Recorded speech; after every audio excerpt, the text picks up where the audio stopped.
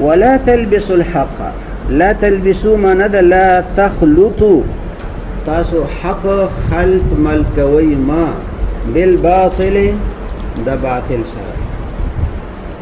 دا مرس بدی کېو په يهوديانو کې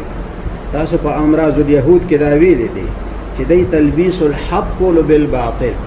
نو الله پاک وته فرمای ولا تلبسوا الحق بالباطل او تاسو ګډ وډ کوي ما حق د باطل سره وتكتم الحق او حق مپټوي وانتم تعلمون او حال دا چې تاسو پوهیږئ تلبیس او کتمان دې کې څه فرق دی تلبیس ګډوډولو ته وایي او کتمان پټولو ته وایي نو دوی به دا خلک د حق نه لرې کول یهودیانو نو چې کومو خلکو ته به حق رسېدلی و د هغوی به یې پکې شک پیدا کولو د هغوی دپاره به د تلبیس هغه حربه استعمال کړي او چې کومو خلکو ته به حق نو رسېدلی نو د هغوی نه به یې حق پټولو الله پاک ورته فرمایي چې تلبیس هم مه کوئ او کتمان هم مه کوئ چې چاته حق رسېدلی دی د هغوی پکې شک مه پیدا کوئ لا تلبسوا الحق بالباطل ای شک څنګه پیدا کولو د پیغمبر علیه السلام باره کې کتابونو کې ذکر و چې خشتا تور سترګې به د پیغمبر علیه السلام دوی به خلکو ته وایي د آخري پیغمبر سترګې خو بشنې هغې کې دا و چې ویښته مبارک به نه داسې ګلګوتې وي نه به ډېر نیغ نیغې بلکې درمیانه به وي دوی به وایي نه هغه داسې نه قد مبارک به درمیانې دوی به وایي نه د هغه قد خو داسې نه نو خلک به یې څه کړ هغه یې په شک کې واچول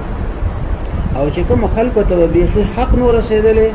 نو بس هغوی به همغه شانتې په تیاره کې ساتل د هغې دپاره به د کتمان حق هغه حربه استعمالوله نو الله پاک ورته فرمایي چې لا تلبسوا الحق تاسو حق ګډوډ کوئ مه د باطل سره وتکتموا الحق څه مطلب ولا تخفوا ما في كتابكم من اوصاف محمد صلى الله عليه وسلم تاسو په کتاب کې چې د پیغمبر علیه السلام کوم اوصاف ذکر دي نو هغه تاسو پټوئ ما نو چې کوم خلک به داسې وو چې هغه به خاص خلک وو عوام به نو نو هغوی ته به د تلبیس هغه حربه شي را مخکې کړه او چې کوم به عوام خلک وو د هم داسې په تیاره کې پرېږدي هلته به د کتمان هغه حربه د استعمالوله تلبیس چې دی نو دا ما تاسو ته وایي ګډوډولو ته ویل کېږي مثلا یو سړی تاسو ته وایي چې دوه او دوه را یو ځای کې د دې نه څلور جوړېږي دو جمع دو نه څه راځي چار ته راځي دا حقه خبره ده ټیک ده یو پکې وی چې یاره د سره خو اختلاف پکار دی هغه وی نه دو جمع دو نه خو چی راځي دو دو چې راوځي شي نو شپږ ته راځي اختلاف مقصد نو د وی شپږ راځي نو هغه بل وی زه ستاسو روغه کوم نو هغه روغه څنګه کوله وی داسې به وکړو چې بس دی به هم خوشحال کړو هغه به هم خوشحال کړو نو ده ورته وی دوه جمع دوه چې دي د دې نه پنځه راځي ټیک ده که نه ته هم مه خفه کېږه او ته هم مه خفه کېږه بس ما دله روغه وکړه ټیک ده که نه د دوه چې یو ځای شي دې نه څه راځي پنځه ته راځي نو هغه یو رښتیا خبره کړې وه حق یې ویلې وه چې دوه نه څه راځي څلور راځي اول غلطه کړې وه چې دوه نه شپږ راځي او دې بل څه وکړه د تلبیس وکړو ټیک ده که نه هغه حق چې و نو هغې په خلکو ته څه کړو هغې شک پیدا کړو نو الله پاک فرمایي چې حق د باطل سره ګډوډ کوئ ما او حق چې دی نو دا پټوئ ما وانتم تعلمون او تاسو پوهیږئ انه حق خلل پته چې دا حق دی او بیا هم په خلکو باندې پټوئ وانتم عالمین بضرر الکتمان او دا تاسو له پته ده چې د کتمان څومره نقصان دی او سره د هغې تاسو حق چې دی نو دا پټوئ نو دا مه کوئ الله پاک ورته فرمایي واقیموا الصلاة وآتوا الزکاة نامرضونه به څنګه لرې کېږي دا تلبیس حق او دا کتمان حق چې دی کولو خو د دنیاوي مفادو دپاره یې کولو د خپل اقتدار د تحفظ دپاره یې کولو نو الله پاک ورته علاج راولېږلو چې دا ستاسو دوه مرضونه دي یو حب مال دی او یو حب جاه ده د هغې دپاره تاسو دا تلبیس حق بالباطل او دا کتمان حق تاسو کوئ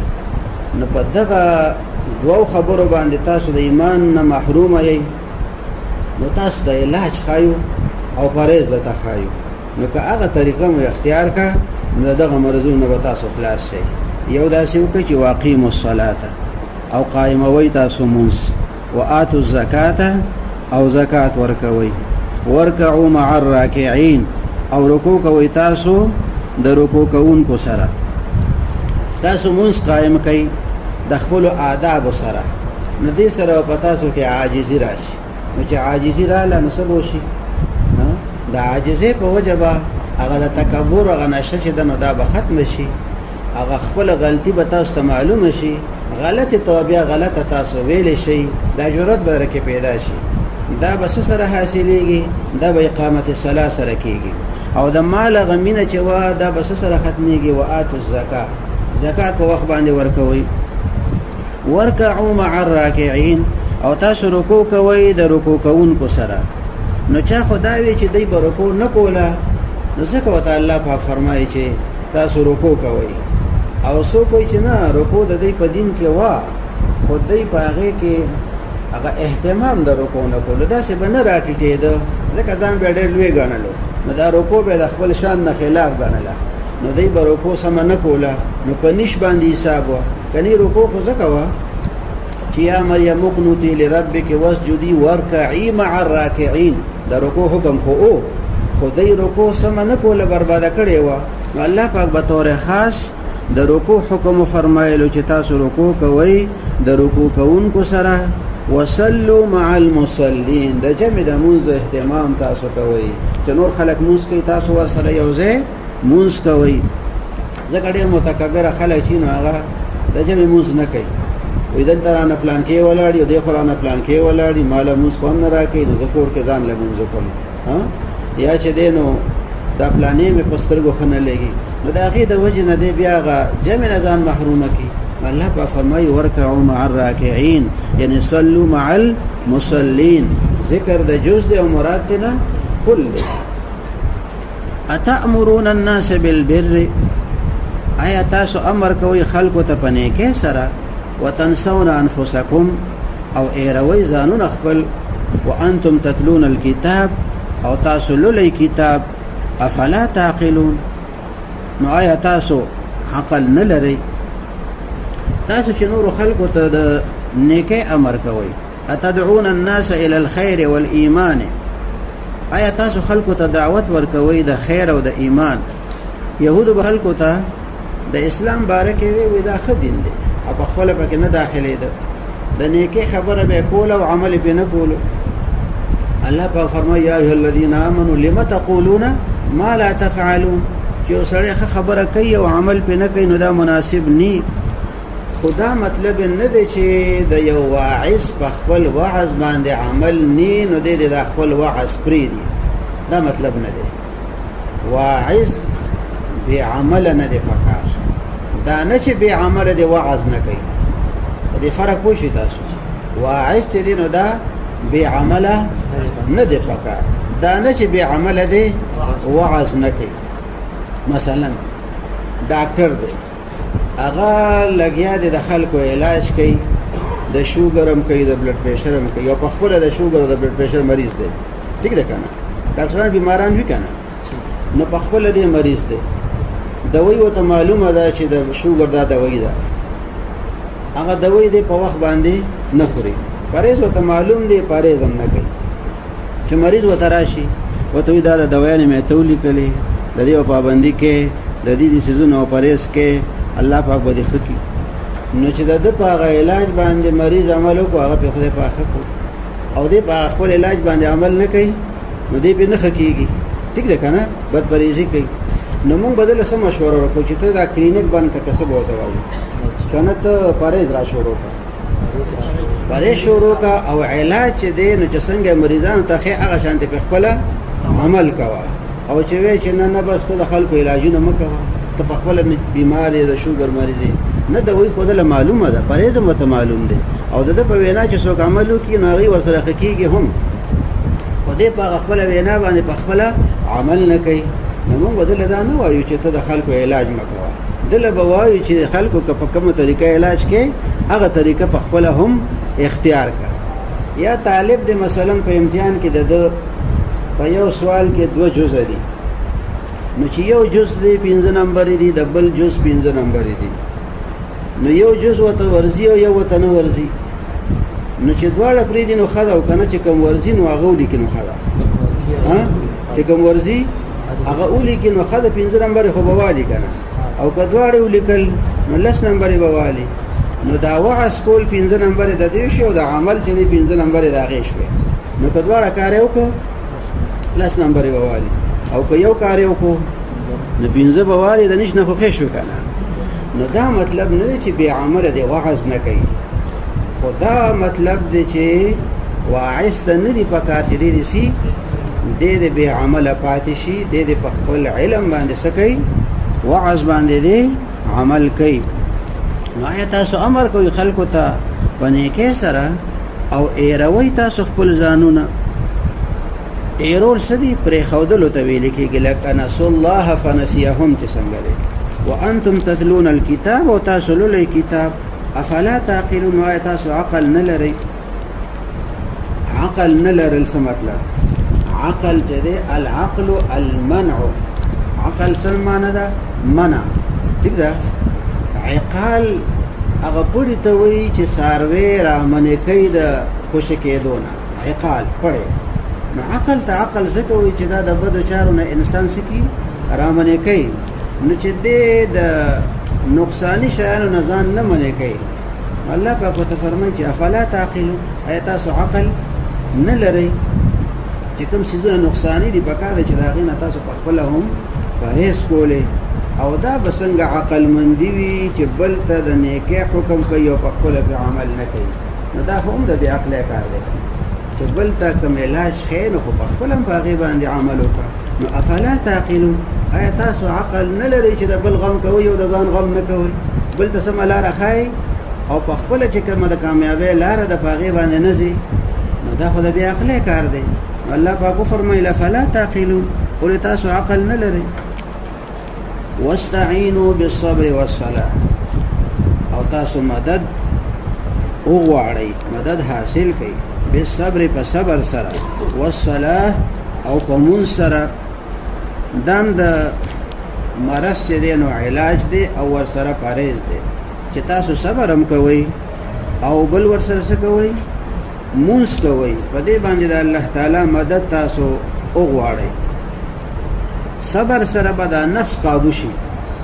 او مون سره به روح قوي شي نو بس کارو برابر شي صبر سره به څه شي نفس به ایثار شي صبر وایي مثال دوتا الصبر سمانه ده الحبس الصابر الحابس سمي الصابر صابرا لحبسه نفسه عن الشهوات والمنكرات ٹھیک ده کنه چې خپل نفس بنده ایثار کی د منکراتونه نو دې ایثارون کی تسوي د تصابر ویل کېږي چې څوک ځان د منکراتونه منع کی د تسوي صابر وته وي د کار ته صبر وي چې په سختۍ باندې ځان صبر کی هغه ته تصبر بیا ویل کېږي ٹھیک ده نو کله سختۍ نه پس طبيعت مائل شو دې ته استبار ویل کېږي او کله سختۍ نه پس نفس اخوا دی خوا کول دی بیا مصابره ویل کېږي مقابله شو کنه کله خبره یو خواشي کله خبره بل خواشي نو نفس سره د زور او خو منی در سره نه نو کله خبره یو خوا کله بل خو نه دا څه شو دا مصابره ده نو صبر چې د معصیت نه تمنې شوي او د طاعت لپاره خپل نفس دې دا تیار کو نو دې له سویل شي دې صبر ویل کی د صبر قسمونه دي خپل صبر على الطاعت صبر عن المعصیت صبر على المصیبت نو چې طبعا د معصیت نه تخپل نفس دې دا منکو او منشو بس دا صبر دی او چې په زور باندې دې ایثار کو دا تصبر دی ٹھیک ده کنه سختۍ نه پس چې دی نو دا طبیعت چې دی نو دا شو دا مائل شو نو دا سو دا استبار دی او چې د سختۍ نه پس نه مائل کیږي کله اخوي کله دی خو نو بیا څه شي دی مصابره نو الله پاک فرمایي چې واستعینوا بالصبر والصلاة داسې صبر وکړئ چې دا ایثارول د ځان چې دی دا ستاسو بالکل طبیعت وګرځي واستعینوا بالصبر والصلاة نو صبر سره به نفس قابو شي او مونږ سره چې دی نو دې سره به روح کې قوت پیدا شي او هغه د حب مال او د حب جاه هغه علاج دلته کې مرالو چې صبر سره به ستاسو د مال چې دی د هغې هغه مرض محبت هغه به د هغې نه به ستاسو دا نفس ایثار شي او مونږ سره به په تاسو کې عاجزي پیدا شي نو هغه حب جاه د هغې علاج به وشي چې څوک صبر کوي او مونځ کوي اهتمام سره وإنها لكبيرة إلا على الخاشعين او په تحقیق سره دا مونځ ډېر دروند دی مګر په عاجزي کوونکو باندې دروند نه دی دا انها چې دی دا چاته راجع دی صبر ته که صلات ته نو صلات ته چې راجع شي نو ډېره ښه ده ځکه چې انها ته صلات نږدې دی او که دواړو ته شي نو بیا به داسې وایي چې دا صبر او دا صلات ځان ځانله چې دی دواړو کې هر یو چې دی لکبیرة الا علی الخاشعین ټیک ده صبر هم ګران دی دروند دی په نفس باندې صبر دروند دی که سپک دی صبر ګران کار دی صبر تلخص ولیکن بر شیرین ده ټیک ده که نه صبر تریخ دی او میوه څه ده میوه د صبر چې دا هغه ډېره خوږه ده نو صبر هم دروند دی او مونځ چې دی نو دا هم دروند دی مګر په خاشعینو باندې نه دی خاشعین چا ته ویل کېږي چې د هغې په زړه کې عاجزي وي المتواضعین نو د لکبیرة معنی څه شوه لثقیلة دا مونځ چې دی نو دا دروند دی مګر چې څوک د خدای پاک نه یریږي او په زړه کې عاجزي وي د زړه خشوع قلبي سکون ټیک ده هغې ته خشوع ویل کېږي چې د هغې اثر بیا په اعضاو باندې ښکاره شي نو دغه خلکو دپاره بیا دا ګران نه دی چې څوک د الله پاک نه یریږي عاجزي کوونکي دي الذين يظنون انهم ملاقو ربهم دا خشوع کوونکي کوم خلک دي الذين هغه خلک يظنون چې یقین کوي ځن په معنا د څه شي د یقین انهم ملاقو ربهم د مؤمنانو یقین دی که ګمان دی چې خدای پاک سره مخامخ کېږي یقین دی مؤمنانو یقین دی چې الله پاک سره به زمونږ ملاقات کېږي یقین کوي چې بېشکه دی مخامخ کېدونکي دي د خپل رب سره وانهم الیه راجعون او یقینا دی هغه طرف ته ورګرځېدونکي دي ورتلونکي دي د چا چې دا یقیني چې انهم ملاقو ربهم دی خپل رب سره مخامخ کېدونکي دي په آخرت کې مخامخ کېدونکي دي نو عمر ته مونځ اساني او چې په دنیا کې د یو سړي دا عقیده چې دا مونځ چې دی دا د مؤمن معراج دی او 15 وخت مونږ سره مونږ 15 وخت د الله سره څه کوو ملاقات ورسره کوو نو چې دا عقیده مضبوطه شي چې دا مونږ الله پاک سره ملاقات دی نو مونږ به هغه بیا ګران شي که آسان به شي بیا به ورته ډېره اسانه چې دا عقیده د چا جوړه شي یاره دا مونځ چې دی دا خو د الله پاک سره مخامخ کېدل دي د الله پاک ملاقات دی نو چې دا چا دا یقین چې مونږ 15 وخته مونځونه کې د خپل رب سره ملاقات کوو هغې خلکو دپاره مونځ چې دی نو دا بیا ګران نه دی او یو دغه معنا ده چې په آخرت کې به د الله پاک سره مخامخ کېږو نو چې مونځ مو کړی نو الله پاک به په هغې باندې مونږ ته اجر راکړي او چې مونږ یې کړي خدای مکه نو الله ناراضه کېږي وانهم الیه راجعون او یقینا دی خپل رب طرف ته ورتلونکي دي ورګرځېدونکي دي نو چې د چا دغه عقیدې چې الله ته به ورځو نو هغې دپاره بیا څه شی دی دا مونځ دا ورته آسان دی نو د یظنون معنا مونږ څه وکړه یعتقدون اعتقادا جازما یعنی د دې عقیده ده او کلکه مضبوطه عقیده ده چې موږ د خپل رب سره مخامخ کېږو نو چې چا دا عقیده یې هغه دپاره صبر او مونځ دواړه اسان دي وآخر دعوانا ان الحمد لله رب العالمين